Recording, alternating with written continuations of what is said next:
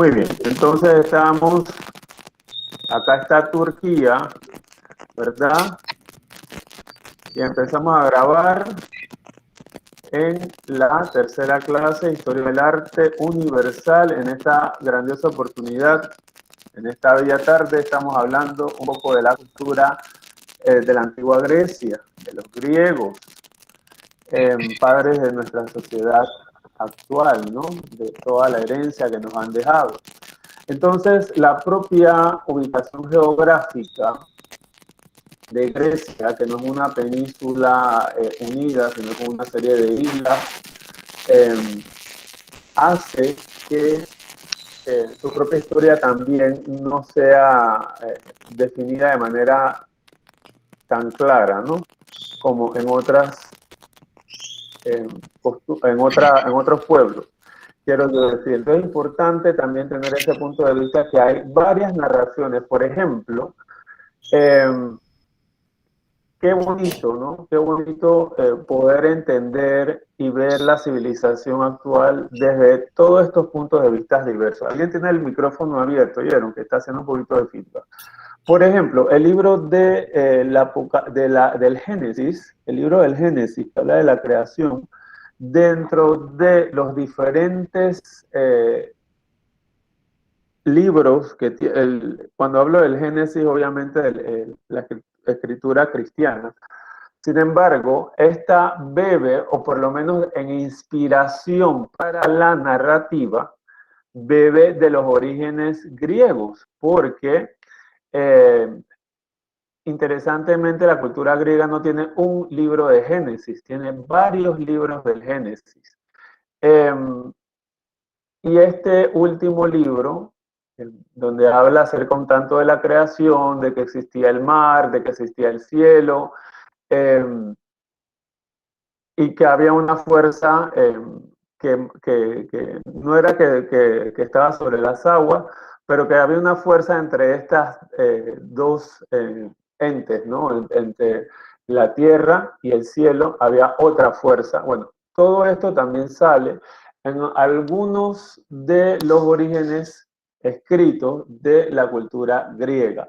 Hay otros que hablan, por ejemplo, que el hombre fue en primer lugar un ser de oro, luego una dinastía de plata y luego por último la de hierro, que es con la que estamos actualmente. ¿Por qué le estoy mencionando todo esto?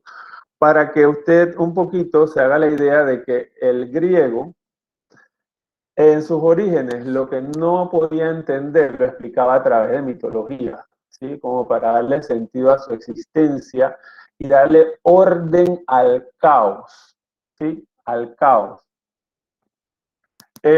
Bueno, entonces, en ese sentido, interesantemente, ellos no fueron una cultura que vivieron únicamente de la parte mágico-religiosa, o sea, que no se apegaron a sus dioses o no lo veían como un dios completamente lejano, sino que tenían el sentido de una civilización o de un pueblo que a través, que es una de las cosas que nos queda hasta nuestros días, ¿no?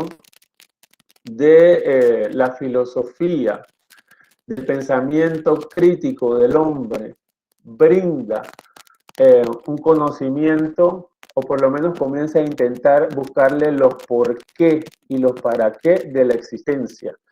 Dentro del propio hombre, no es que el Dios se lo tenía que explicar o se lo tenía que revelar. Así que esto fue maravilloso, porque saca un poco el pensamiento teocéntrico, ¿sí? Que es todo de que Dios nos lo tiene que dar, a el pensamiento que va dirigido al hombre, ¿verdad? Que el hombre tiene que ver cómo se mejora a sí mismo, cómo respeta a su entorno, cómo mejora su ambiente, entre otras cosas, ¿no? Así que no hubo una sola clase sacerdotal como tal influyente, sino que hubieron varias. Y la aristocracia tuvo el dominio en las cuestiones sociales, ¿sí? En ese pensamiento. Bien, en cuanto a la pintura, es interesante que se habla mucho y si usted lo busca en YouTube, en cualquier parte de la web, va a encontrar muy ligada a la cultura greco-romana, ¿sí? Greco en primer lugar porque están prácticamente muy cerca y hay algunos pueblos de Grecia que primero eran nacen griegos y posteriormente se convierten en pueblos romanos, ¿sí? Eh, ¿Y qué pasa cuando forman parte de la República? Eh, porque Roma es la que tiempo después comienza a tener estos dominios sobre alguna de estas islas, se adopta, se apodera, intenta de alguna manera decir, borrando estas pinturas, quemando estas pinturas griegas, y lo que más queda en el vestigio hasta nuestros días es las pinturas sobre terracota, ¿sí? sobre arcillas, sin embargo sobre tela queda casi nada, ¿no? Entonces, en un principio, su pintura era muy dramática, y es que ellos también son los creadores del drama, ¿no? Y hacen ese guiño a las penurias de la vida y a los logros que el hombre puede obtener bajo el entrenamiento de cuerpo sano, mente sana, ¿no?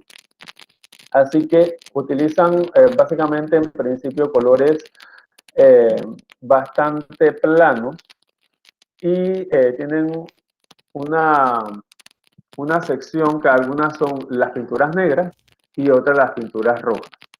En este sentido, por ejemplo, trabajan mucho las formas geométricas dentro de su pintura, ¿no? Y hacen alusión o hacen un guiño muy especialmente a las líneas eh, artísticas que ellos mismos comienzan a ofrecer, primero que nada a investigar, a escribir, a trabajar, a reforzar y luego a replicar ante la población. Entonces aquí estamos un poco enfrente de una narración lírica, ¿sí?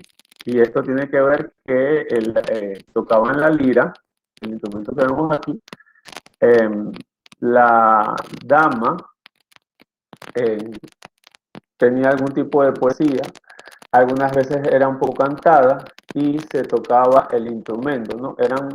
Eran como recitales con este efecto de la lírica, el cual queda aquí cristalizado en esta vasija. Por otro lado, también era un poco la narrativa de parte de situaciones, pensamientos o simplemente se formaban o se establecían como espacios para espacios funerarios, ¿no? Vacías como espacios funerarios, o también pudieran ser para uso de la cotidianidad. Bueno, dentro de la escultura vamos a ver que es primera vez que la escultura como tal, a diferencia de las otras civilizaciones, de los otros pueblos, la escultura toma una forma hiperrealista. O sea, este pueblo se obsesiona, tiene la obsesión por que la piedra represente la humanidad y que las deidades, sus dioses, tenían formas de hombre. Es una diferencia notoria con el pueblo egipcio, que generalmente en el pueblo egipcio, que vamos a ver más adelante, tienen las cabezas zoomórficas, con forma de animales. Sin embargo, este pueblo se enfoca en idealizar lo que es la belleza. Entonces, en ese sentido, hace mucha narración en una forma muy limpia, trabaja una primera técnica en el arte clásico que posteriormente la hace muy común o muy universal el arte romano, pero que en principio es la técnica de los paños húmedos, donde se ve como si fuese la tela transparente, se ve la piel muy casi translúcida en estas esculturas. Sin lugar a duda, como pueden apreciar aquí, los altorrelieves y los bajorrelieves van contando situaciones mitológicas, guerras y conquistas, pero, por ejemplo, esto ante la escultura o el altorrelieve del grupo que vimos la semana pasada de los fenicios, es un punto y aparte. O sea, miren lo estilizado de los caballos, ¿verdad? El trabajo en las alas, trabajan muchísimo lo que es la expresión, era como parte de su reto, ¿no? Entonces, dentro del primer periodo, que es el periodo arcaico, se pueden ver que todavía aquí comparten muchos cánones todavía con el grupo egipcio. Ven que hay una figura básicamente que es un monolito que es sobre una sola piedra, el tipo de trenzas evocan la desnudez como exaltación de la belleza del ser humano y casi que no tienen movimiento, ¿no? No tienen movimiento. Entonces eso es una de las características de este periodo. Entonces, en el periodo preclásico, antes del clásico como tal, ellos están en la búsqueda y la sed de romper un poquito la rigidez, buscar un poco el movimiento. Ya vemos que ahí van intentando y casi que lo están logrando, se siente un buen movimiento y las expresiones ya se van definiendo, ya van saliendo de la única parte que la semisonrisa o una sonrisa como un poquito falsa, ya se va estableciendo otro tipo de gestos y que va brindando mayor comunicación este periodo preclásico, ¿no? Avanzamos con el periodo clásico, que aún siendo periodo clásico y que se entiende que aquí se ha logrado mayormente el movimiento, todavía si usted le presta mucha atención, si se queda realmente viendo este primer disco bolo, se da cuenta que todavía en la parte del torso todavía no hay un gran movimiento, pero a diferencia de cómo venían anteriormente, bueno, ya esto es como un gran avance. Y este primer disco bolo representa el primer atleta, ¿verdad? En movimiento, en lanzar, quiero yo decir, un disco. Y bueno, esta era como la obsesión que tenían de buscar gestos, de buscar movimientos, dándole la espontaneidad y brindando naturaleza a a estas esculturas, ¿no? Aquí vamos a ver, por ejemplo, los diferentes dioses, las diferentes Atenea, Zeus, no vamos a entrar en detalle en los dioses porque es parte un poco de la investigación, que es uno de los temas que no lo explico tanto acá para darle chance, Praxiles, y que ustedes puedan en la siguiente clase hablar un poquito de ello y no quemar todos los temas. Quiero yo decirles, por ejemplo, en el tema de la arquitectura, detalles sumamente interesantes es como desde estos tiempos, mucho antes de Cristo, ¿no? Como esto estaba hecho o esto fue hecho y sigue para el hombre, para que toda la parte política, y no entiéndase politiquería, no, sino como estructura de una sociedad, aquí desde la tarima se pudiera hablar en con un buen timbre de voz y que la persona que estuviera acá arriba pudiese escucharle con facilidad. Entonces es esta primera civilización que se preocupa por los espacios y plazas, pero con un carácter de utilización del ocio y del tiempo libre. Es la primera vez que una civilización está utilizando estos espacios para la construcción del pensamiento en conjunto, en sociedad. Y esto es parte de lo que es su propio pensamiento filosófico. Bueno, de los templos que, por ejemplo, se habla mucho, alguien tiene una idea de lo que es la pitonisa, que tanto se dice que hay, que es la pitonisa, que sabe todo. A ver, ¿alguien tiene una idea por qué se dice eso o de dónde viene eso? Lo que sea que sepan, por favor. ¿Puedes repetir el nombre? La pitonisa, no han escuchado tanto de eso, que por ahí, que sí, que la Primera pitonisa, vez que que para una escucho. persona se la pasa. Primera vez que escucha. Ok. Bueno, a lo largo de su vida van a escuchar gente que van a decir, ay, pero este se cree el pitonizo, la gran pitonisa, porque va diciendo lo que va a suceder. Esto evoca, aparte de la cultura griega, que tenía a las pitonisas, que eran mujeres, que estaban dentro del templo, y que dentro del templo los sacerdotes llegaban a consultarle y parte del pueblo, de la sociedad, quiero yo decir, griega, llegaban a hacerle consultas específicas acerca de cuál era la mejor toma de decisión. Entiéndase como algún tipo de pensamiento mágico religioso, así como cuando la gente va a consultarse cosas o a cartas, chamanes, exactamente, oráculos, este tipo de cosas. Y la pitonisa los recibía, luego entraba bueno, acá está, ¿sí? Aquí, opistódomos.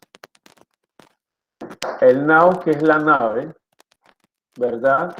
Y pronaos es antes de entrar al propio templo como tal.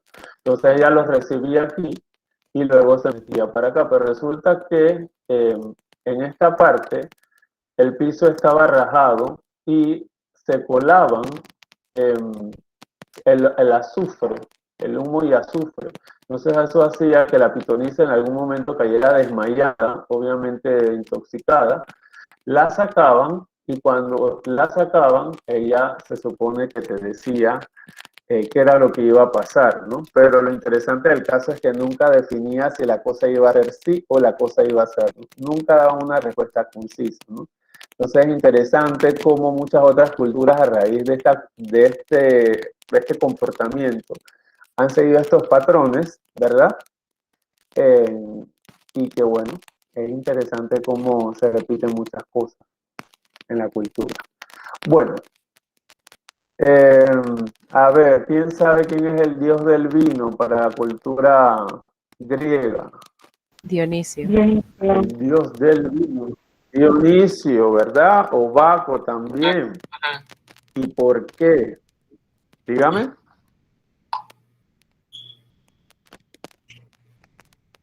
¿Continúo? Ok.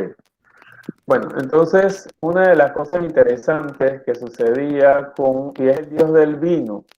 ¿Por qué es el dios del teatro? Porque primero se tomaban muchas copas de vino, supongo yo, para desinhibirse, ¿no? Obviamente, el alcohol desinhibe, y luego la dramatización, me imagino yo que quedaba mucho mejor, ¿no? O era más grandilocuente, y el espectáculo impresionaba más. Así que todo esto permitió, y también entiéndase que en ese tiempo, el inicio para que son de diseño de moda, que si hay aquí, el inicio de los tacones o las plataformas empiezan acá, empiezan aquí porque para que se vieran mucho más grandes en el escenario, utilizaban este tipo de zancos, tacones o plataformas. también el uso de las máscaras, ¿no? Y que se le pudiera entender, así que era un espectáculo eh, diferente a lo que se ve ahora, pero sin lugar a dudas en su tiempo ha tenido que ser muy interesante.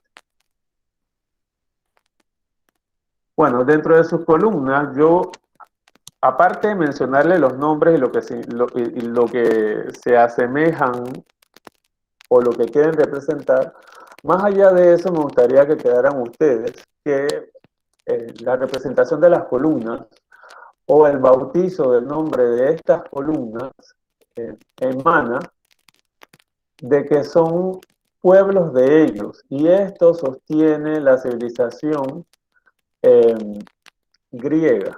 Entonces es muy bonito cómo ellos adornan sus capiteles y sus columnas de formas tan bonitas y que hasta el sol del día de hoy aquí en Panamá se siguen utilizando. Por ejemplo, usted las puede apreciar en el edificio del Tribunal Electoral, en uno de los últimos edificios eh, públicos que se ha construido en Panamá. Por otro lado, la sociedad estadounidense en la mayoría de sus edificios institucionales están basados en la arquitectura griega como exaltación de una sociedad democrática, ¿verdad? Entonces esto era importante porque ellos son los que inventan el voto y la democracia, por eso también crean esta parte de lo que se llama plazas como tal, ¿no? Plazas donde la gente pueda estar realmente y se puedan reunir.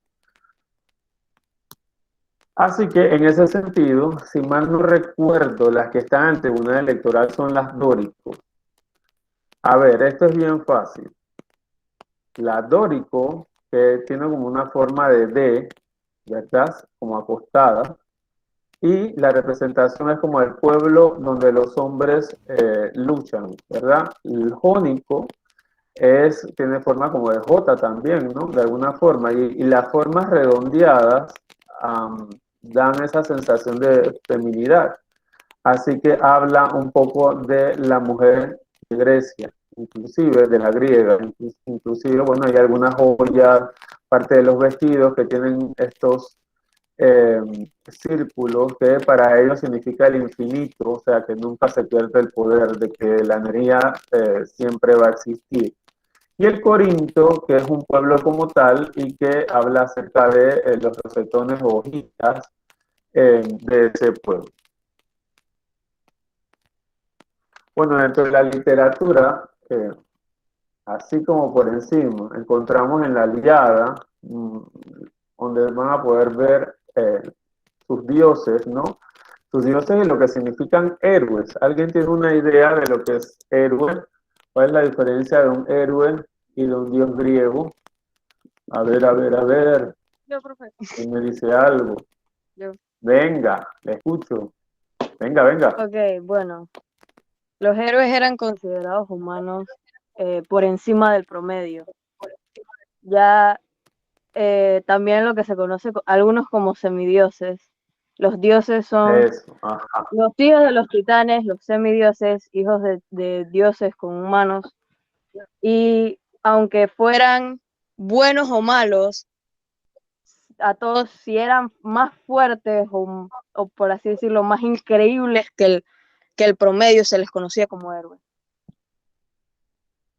Excelente, así es. Así es. Entonces la tarea un poco va enfocada a que ustedes busquen algún dios griego. Si no le llama la atención ningún dios griego, pueden buscar también a algún héroe, ¿no? O algún titán que le llame la atención y se puedan inspirar en el arte, ¿no? Bueno, aquí vemos un poco una lírica que se aproxima a la que realmente utilizaban en aquel entonces, y es un poco así, ¿no? Es este tipo de poesía en donde se expresan un tanto los sentimientos, y es muy bonito porque cuando digo es muy bonito en general esta vista o esta parada en la cultura griega, porque en este momento la humanidad, específicamente esta sociedad, comienza a ver la importancia de lo que el hombre siente. Es muy bonito. O sea, es la primera vez que hace como un stop, un paréntesis, y comienza a hablar un tanto de sus sentimientos.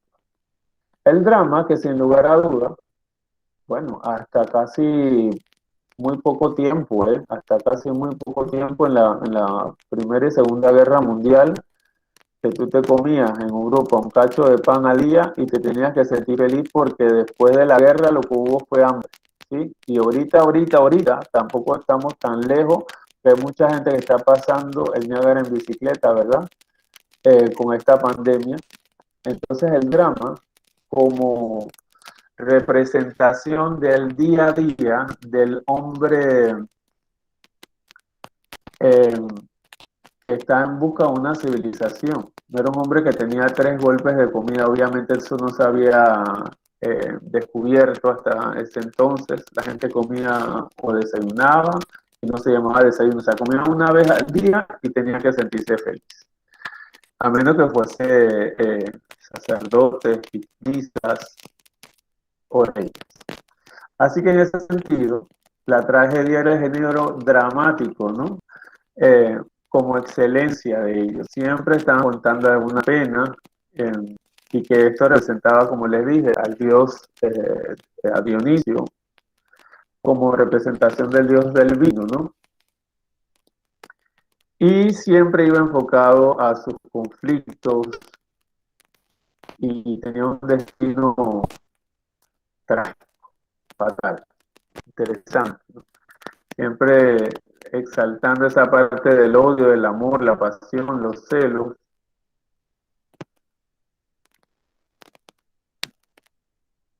Y bueno, sin lugar a dudas, también la comedia, ¿no? Había que desestresar un poco al pueblo. Todo no podía ser para cortarse las venas. Así que comienzan a trabajar con Aristófanes la comedia, la risa, alegría, ¿no? Diversión. Y esta es una de mis favoritas. Yo no sé si alguno de ustedes llegó a ver Siempre en el Bosque, donde los animales hablaban, pero de aquí es que bebe Disney y todo lo que no es Disney en este género, la fábula, a entender a los animales como con esos matices, ¿no? De que pueden contar historias, de que viven cosas semejantes a las nuestras. Entonces, todo esto está en la mente y que suena como a locura, pero en verdad es un mundo fantasioso y un aprendizaje, por lo menos cuando eres niño, te ayuda muchísimo a entender lo que te rodea y por qué pasan las cosas. Bueno, yo creo que Panamá, a nivel de Centroamérica, tiene una representación muy fuerte en este certamen, que es el certamen de la oratoria, y que busca su sentido del espíritu griego, ¿no? De poder defender, de poder explicar, de poder hacerte entender ante un auditorio, convencer y que la mayoría pueda aprobar, nace de la cultura griega. Entonces, en un principio eran básicamente vistos como una proeza eh, intelectual, ¿no? Y todavía yo creo que lo es. O sea, para pararte no es una cosa que tú vas a hablar así por hablar, tienes que prepararte. Eh, y bueno, Demóstenes era tartamudo. Entonces yo amo este pedazo porque mi papá en algún momento de su historia fue gago, y se lo digo, o sea, tartamudo, y se lo cuento, porque él me decía, a mí me daba tanta pena decir parada en un bus, yo prefería que se me pasara la parada. O sea, imagínense ese trauma ustedes y lo grande que pudo haber sido Demóstenes. Dice que se ponía algo que le cortara en la lengua para que no tartamudeara y así él pudiera explicar lo que quería decir con grandilocuencia. Entonces, qué bonito este episodio que te hace como entrar en disciplina, pensar cuerpo, mente sana, y lo que voy a decir también debe llegar, debe impactar, debe convencer, pero primero tengo que autodisciplinar. Entonces, una cosa fabulosa que nos brindan los griegos, bueno, la musa y la danza, la Profesor, música y la ajá, danza. sí, profesor, Dígame, venga, hola. Sí, me gustaría agregar algo ahí venga, le escucho. sobre el folclore panameño, porque bueno, aquí los más jovencitos a lo mejor no han oído hablar de eso, pero nosotros tenemos aquí las historias de Tío Conejo, que Como son, en no, la realidad son cucarachita mandinga. inspiradas en, que son del folclore panameño, pero que están inspiradas realmente en las fábulas de Esopo, y tenemos los personajes como el Tío Tigre y el Ojarasquín, y otros personajes. Estaba tratando de buscar un libro que yo tengo ese, pero no lo encontré a la mano, pero como que la literatura se replica, pero cada lugar lo adapta a su ubicación. Entonces aquí tenemos es el Tío Conejo, el Tío Tigre, los Araquín, y no me acuerdo quiénes más que son parte de las fábulas panameñas, pero que están inspiradas en las aventuras de Esopo, en las fábulas de Esopo. Sí, no me acordaba de eso, ¿eh? Qué buen aporte, qué buen aporte. Eh, la música, que bueno, en verdad su nombre proviene de musas, y ni siquiera una palabra griega, sino que venía del Medio Oriente. Su nombre proviene de las musas, imagínense, procede de Asia Menor, quiero yo decir, me confundí, perdón, Asia Menor, y apareció en el territorio griego aproximadamente en el siglo VII antes de Cristo. Es importante señalar que los griegos consideraban la música el origen divino. Bueno, y aquí hago un paréntesis, no solamente los griegos, todas las culturas han entendido la música como una conexión directa y espiritual con el más allá, sus dioses, un ser superior. Así que esto le da ese halo tan especial a esta disciplina que es la música, ¿no? Algo fuera de este mundo, definitivamente. Y sin lugar a duda la danza, ¿no? Que en un principio estaba compuesta con la música como forma de complemento. eh, y estos movimientos eran un poco también en representación y honor a la parte divina.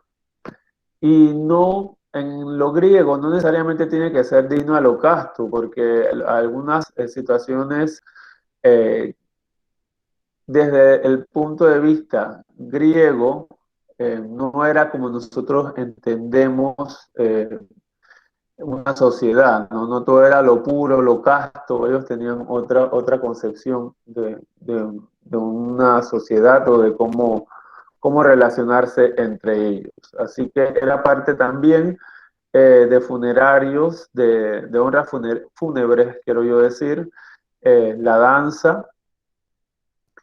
Y bueno, yo creo que hasta allí hablamos de los griegos. Quiero yo decirles que los griegos y posteriormente Roma, que bebe mucho de lo que hacen en sus orígenes Grecia, y que posteriormente va posiblemente mejorando muchas cosas que también tenían los fenicios, pero que todo esto, como es parte consustancial de la existencia, o sea, entre comillas, a medida que la humanidad va avanzando, va desarrollando y va teniendo mejores logros, va afinando cuestiones. Lo interesante de todo esto es ver en qué tiempo, qué fue lo que se consiguió y hasta dónde se llegó, ¿no? Con todo esto. Pero la base y el fundamento de la sociedad griega es ese espíritu libre eh, que se entiende también, por ejemplo, en la base de la sociedad como el Acrópolis, donde están los diferentes templos y la base de la sociedad de cómo se convive en esta misma. Muy bonito. Bueno, hasta aquí voy a dejar de grabar porque la grabación se hace extensa y después se me demora mucho para ocultar, para subirla. Entonces, preguntas, comentarios, reflexiones, que yo sé que a esta hora